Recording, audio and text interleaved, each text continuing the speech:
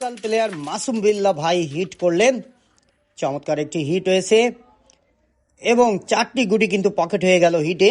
রেডটিকে খেয়ে দেওয়ার চেষ্টা করছেন মাঝমাঠ থেকে মাসুম বিল্লাহ ভাই, অসাধারণ lovely shot straight forward.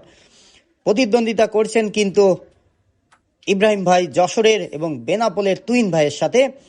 কাভারটিও complete করে নিজেদের দখলে রাখলেন, আবারও লং রেঞ্জে, ও নো, এবার কিন্তু পরাস্ত হলেন মাসুম বিল্লাহ ভাই। স্ট্রাইকার চলে আসলো যশোরের ইব্রাহিম ভাইয়ের হাতে। প্রতিপক্ষের গুটি চাবিটি সরিয়ে নিজের গুটি পকেট করার চেষ্টা, লাভলি শট, একটি গুটি পকেট করলেন, তবে 3টি গুটি কিন্তু পার্টনারের বাটে বসে গেল।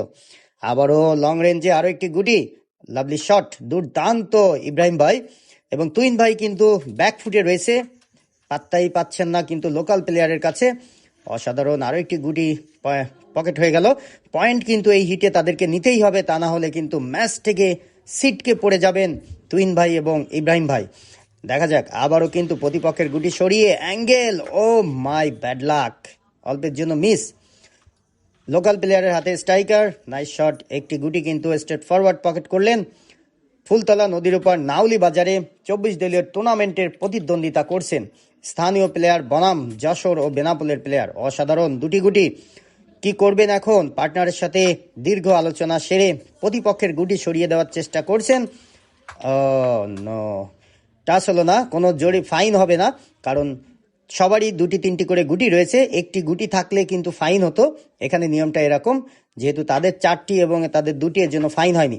তুইন ভাই রাতে স্ট্রাইকার, প্রতিপক্ষের গুটি ডিফেন্স করে সাদা গুটি, ও দারুণ, সাদা গুটি সরিয়ে কিন্তু পকেট করলেন।